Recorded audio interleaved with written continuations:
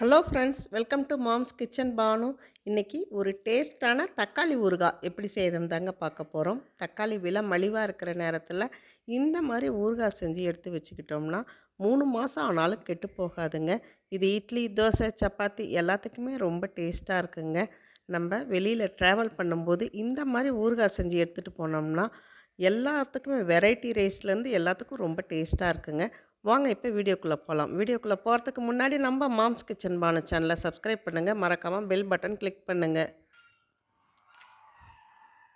தக்காளி ஊறுகாய் பண்ணுறதுக்கு 1 கிலோ அளவுக்கு நான் தக்காளி எடுத்திருக்கேன். நல்லா கழுவிட்டு காய வச்சு எடுத்துக்கலாம். இப்போ தக்காளியை இந்த மாதிரி பொடியாக கட் பண்ணிக்கலாம்.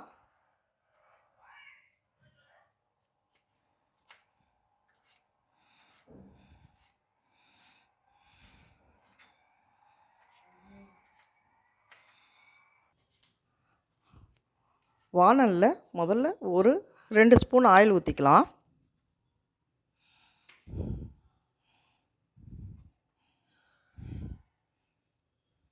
இப்போ கட் பண்ணி வச்சுருக்க தக்காளியை போட்டுக்கலாம்.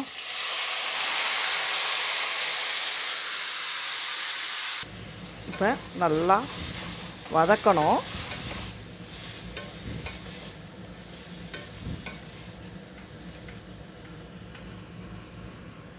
இப்போ இந்த தக்காளியோட ஒரு பெரிய நெல்லிக்காய் சைஸ் புளி இதை நான் பொடியாக கட் பண்ணி வச்சுருக்கேன். இதையும் போட்டு நல்லா கலக்கிக்கலாம்.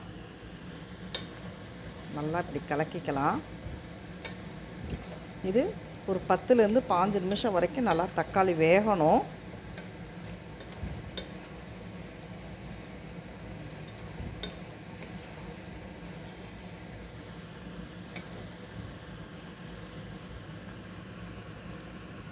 இப்போ பாருங்கள், தக்காளி நல்லா வெந்துடுச்சு. இதை நம்ம ஃபேனில் நல்லா ஆற வச்சிடலாங்க. இப்போ இதை நல்லா ஆற வச்சிடணும். இப்போ ஒரு வாணல் எடுத்துக்கலாம். வாணலில் ஒரு 2 ஸ்பூன் வெந்தயம் போட்டுக்கலாம். இந்த வெந்தயத்தை நல்லா சிம்மில் வச்சு அப்படியே வறுத்துக்கலாம். இதோட 2 ஸ்பூன் கடுகு போட்டுக்கலாம். இது ரெண்டையும் சிம்மில் வச்சு நல்லா வறுத்துக்கலாம். அடுப்பு சிம்மில் தான் இருக்கும், இல்லைன்னா கடுகு கரிஞ்சிடும். சிம்மில் வச்சு அப்படியே வறுத்துக்கலாம். இப்போ பாருங்கள், வெந்தயம் நல்லா ப்ரௌன் கலராக ஆயிடுச்சு. இப்போ எடுத்து இதையும் ஆற வச்சுக்கலாம். இப்போ இந்த கடுகையும் வெந்தயத்தையும் அரைச்சிக்கலாம். இப்போ நம்ம இந்த தக்காளியை மிக்ஸி ஜாரில் போட்டு அரைச்சி எடுத்துகிட்டு வந்துடலாம். ஒரு வாணல் இப்போ வாணல் வச்சுட்டு வாணல் நல்லா காஞ்ச உடனே நல்லெண்ணெய் ஊற்றிக்கலாங்க. நல்லெண்ணெய் தான் நல்லா டேஸ்ட்டாக இருக்கும்.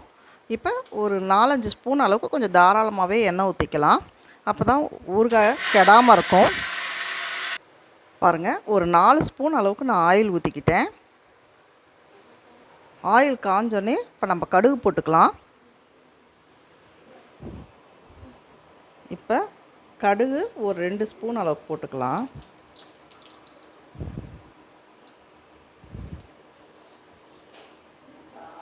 இப்போ இந்த ஊறுகாய்க்கு எல்லாத்துக்குமே நீங்கள் நல்லெண்ணெய் சேர்த்துக்கும் போது நல்லா டேஸ்ட்டாக இருக்குங்க.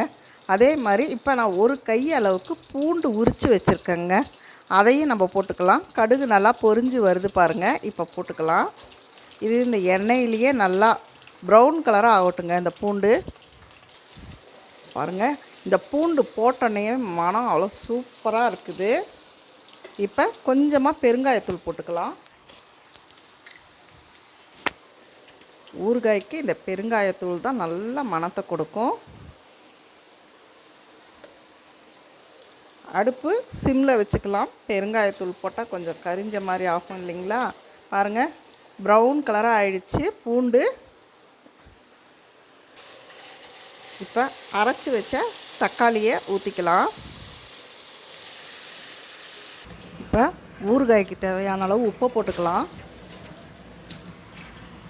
1/2 ஸ்பூன் மஞ்சத்தூள்,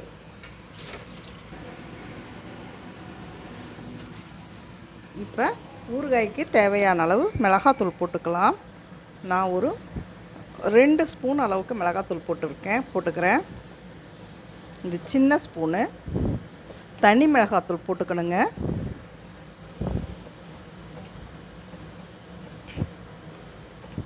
நல்லா மிளகாத்தூள் போட்டு கலக்கிக்கலாம். இந்த நேரத்தில் உப்பு காரம் ஏதோ பத்தலைனாலும் போட்டுக்கலாம்.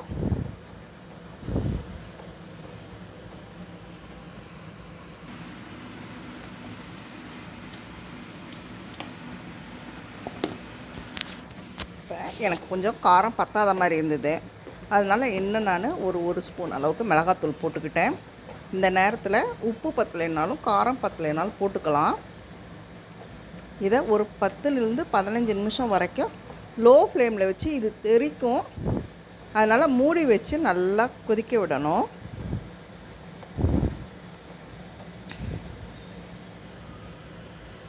பாருங்கள், இந்த மாதிரி நல்லா மூடி வச்சிடலாம். ஏன்னா சுற்றி தெறிக்குங்க. அதனால் நம்ம மூடி வச்சு ஒரு 10 நிமிஷம் வரைக்கும் எண்ணெய் பிரிஞ்சு வர வரைக்கும் நம்ம நல்லா கொதிக்க விடலாம். அடிக்கடி திறந்து கலக்கி விடுங்க, இல்லைன்னா அடி பிடிச்சிடும். இப்போ நம்ம அரைச்சி வச்சுருக்க கடுகும் வெந்தயப்பொடியும் போட்டு கலக்கி விட்டுறலாம்.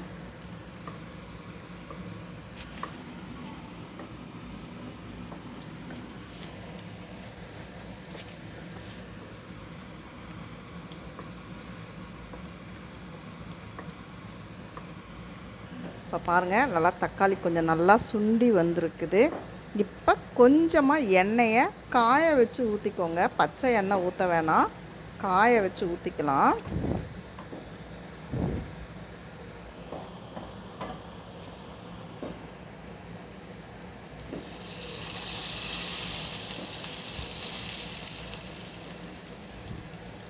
இதில் பச்சை எண்ணெய் ஊற்றும்போது சீக்கிரமாக கெட்டு போயிடும்.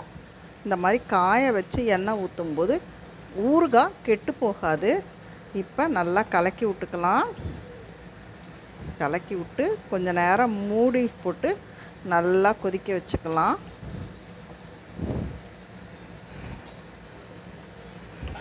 எண்ணெயெல்லாம் கலந்து வரட்டும்.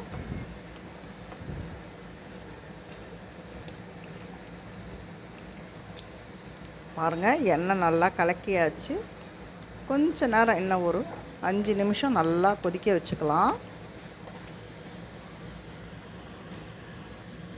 டேஸ்டான தக்காளி ஊறுகாய் ரெடி ஆகிடுச்சுங்க. பாருங்கள், நல்லா எண்ணெய் ஊற்றி நான் ஒரு 10 நிமிஷத்துக்கு மேலே கொதிக்க வச்சுட்டேன்.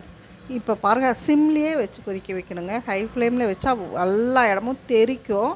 அதனால் சிம்மில் மூடி போட்டு கொதிக்க வச்சோடனே பாருங்கள், நல்லா இப்போ எண்ணெய் பிரிஞ்சு வந்திருக்கு. இந்த நேரத்தில் நிறுத்திடலாம். டேஸ்டான தக்காளி ஊறுகாய் ரெடி ஆகிடுச்சு.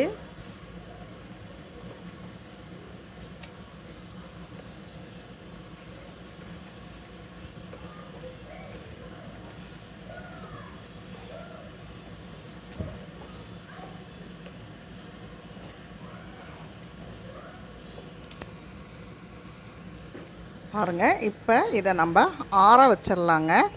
ஆற வச்சு ஒரு ஏர்டைட் கண்டெய்னரில் போட்டுக்கலாம்.